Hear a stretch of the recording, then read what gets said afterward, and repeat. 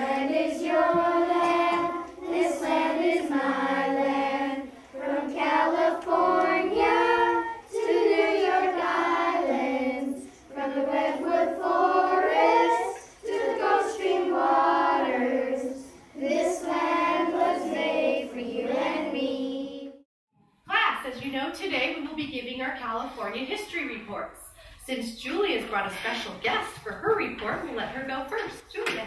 Hi, and my report's called Prospecting for Gold, Then and Now in California. I was doing my report on the California gold rush that occurred 150 years ago when I met a real-life gold prospector named Sparky. A gold prospector is someone who looks for gold. During the gold rush, a gold prospector would look for gold out in nature.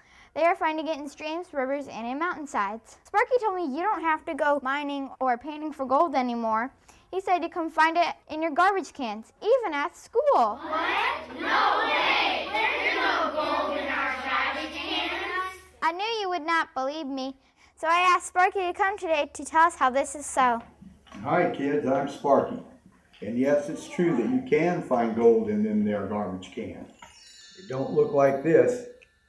You know it as a drink can, a water bottle, and also a piece of paper.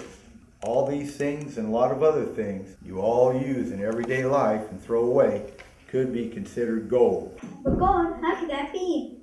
Because they are as precious as gold, meaning they are valuable and they are not easy to make. They take lots of energy and natural resources like our trees, water, and fossil fuels to make. Let me take you on a little gold mining expedition right here in your own school. Look into my magic gold pan. Hey, they don't call me Sparky for nothing. I got tricks.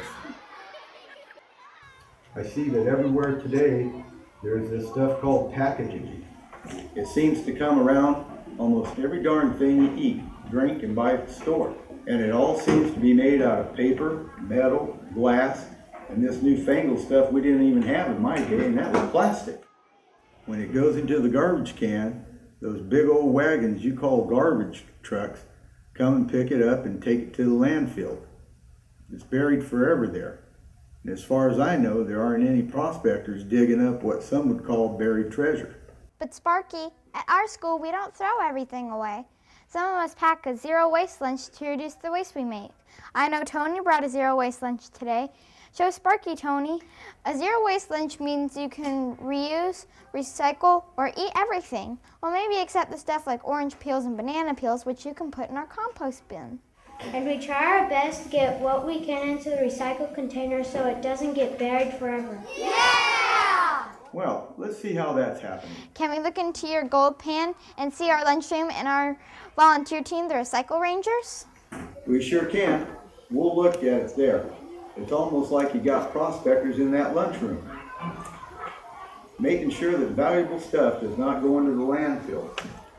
Some of the students volunteer during part of their lunch recess to help out. We call them Recycle Rangers. They think it's fun and they like to help out. At first, Mr. Kent, our custodian, didn't think that all of this was going to work. Yeah, at first I kind of fought this tooth and nail, but the students proved it could work. The Recycle Rangers do a great job. You know, not only are they helping the planet, they're helping me by making my job easier. We can recycle a lot more than I ever thought. Paper, which is not dirty with food, like these trays, empty milk cartons, dirty mac and cheese containers wouldn't be okay, like this dirty tray here. If it's soiled, it won't work. Plastics like the fruit and yogurt cups, the drink bottles, metal cans, and clean Lunchable trays are okay. A few tricky things like the juice pouches, boxes and shiny plastic wrappers for chips, snacks aren't acceptable. Yeah, I'm proud of these students. They do a great job. We've cut our garbage in half and see so much more going to the recycling center. Sparky, when we were in 3rd grade, we went on a field trip to the recycle center where all this goes. And it's called a MRF. When the stuff gets there, it's all sorted by these people in these huge machines that have large belts, magnets, and blowers which move and sort the metal, paper, plastic, and glass. And when it gets made into these great big bales that go into a truck and sent to the company who bought it. I have actually seen some of the places these bales go. They have these fancy machines that seem to work like magic.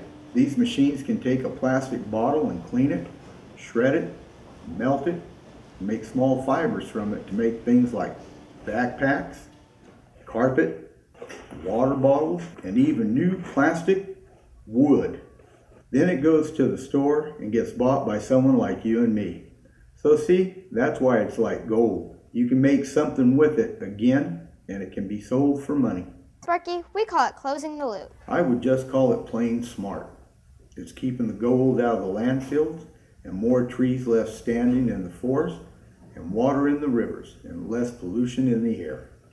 Sparky, any more prospecting for you? I'm heading out to spread the word that there's gold in their garbage cans. I'm going to tell kids all over California how they can find gold at school and home by reducing, reusing, and recycling. You kids keep up the good work in saving our small planet.